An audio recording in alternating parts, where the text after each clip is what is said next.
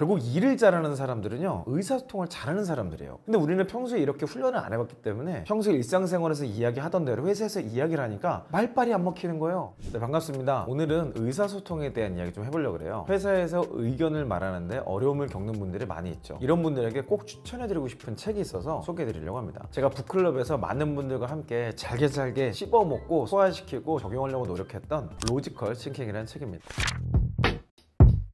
이 책을 잘 읽으면 얻을 수 있는 게 몇 가지 있는 것 같아요. 첫 번째로 엄청 똑똑해져요. 여기서는요, 생각을 정리하는 방법을 알려줍니다. 그래서 알려주는 방법대로 계속 연습을 해보고 훈련하다 보면 어느샌가 논리적인 사고를 나도 모르게 하고 있는 여러분들을 발견할 수 있게 될 거예요. 두 번째는 보고서를 진짜 잘 쓰게 됩니다. 내 생각을 프레임으로 만들어서 의사소통하는 게 보고서예요. 당연하게도 로지컬 싱킹을 잘하게 되면 보고서도 아주 논리적이고 근거 중심의 내용으로 전달될 수밖에 없습니다. 세 번째 얻을 수 있는 것은 일 잘나가 된다는 거예요. 물론 실행을 한다는 전제하에서죠. 제가 북클럽에서 실제로 회사 안에서 어떻게 적용해야 되는지까지 구체적으로 제안 드리니까요, 필요하신 분들은 고정 댓글 링크를 참고해 주세요.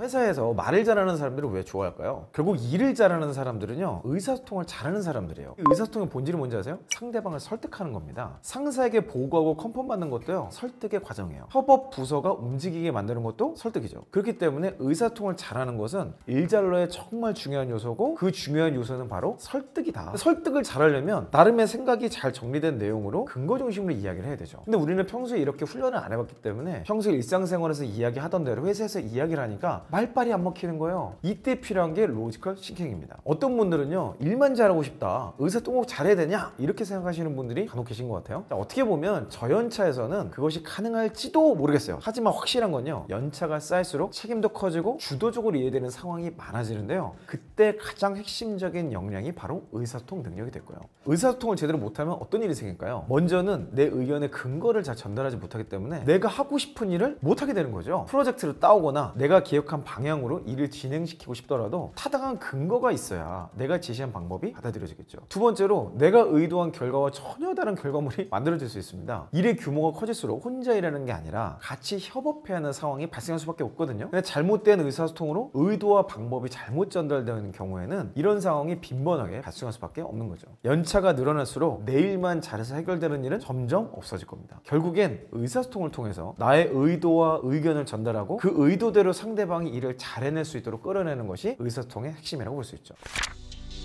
그러면 이 의사소통을 어떻게 잘할 수 있을까요? 의사소통을 어려워하는 분들이 많이 하는 실수가 있는데, 나열식으로 그냥 다 얘기하는 거예요. 예를 들어서 상사가 오늘 외부 미팅은 어땠나? 이렇게 물어보면 오늘은 이것도 얘기했고 저것도 얘기했고 뭐 이런 것도 했었습니다, 이런 식으로 모든 내용을 열거하는 거죠. 그리고 내용 꼭 누락시켜버려요. 작은 일이지만 꼭 전달해야 될 보고를 누락시킨다면 전체 프로세스에서 큰 구멍이 생길 수도 있습니다. 이런 실수들이 반복된다면 상대를 설득하기 어려울 뿐만 아니라 신뢰를 잃을 수도 있겠죠. 자, 이럴 때 이 책의 75페이지에 나오는 MEC 접근법을 꼭 사용해 보시기 바랍니다. 제가 이 책에서 가장 큰 도움을 받았던 개념이에요. MEC라는 것은 어떤 사항이나 개념을 서로 중복되지 않으면서도 전체적으로 누락이 없는 부분 집합으로 인식하는 거예요. 쉽게 말하면 마인드맵처럼 내용을 펼치되 어떤 기준을 가지고 그룹핑을 해보라는 거예요. 자, 이 책의 92페이지에 그 내용이 자세하게 나오거든요. 그룹핑을 적용해 보면 아까 예시의 외부 미팅도 내용을 공통점에 따라 묶을 수도 있고요, 기획, 마케팅, 제작, 어떤 프로세스로 나눌 수도 있고, 또는 일정에 따라 묶을 수도 있습니다. 참고로 대개 기준은 하나가 아니에요. 여러 개의 기준으로 의사소통의 내용을 정리할 수 있는데, 결과물에 뒷받침하는 근거와 방법으로 가장 적절한 기준을 선택하면 되는 겁니다. 자세한 내용은 이 책을 통해서 확인해 보시면 될 것 같고요, 이것들을 조금 더 업무에 잘 적용하고 싶으신 분들은 북클럽 진행했던 내용을 함께 책을 읽으면서 도전해 보시면 좋겠습니다.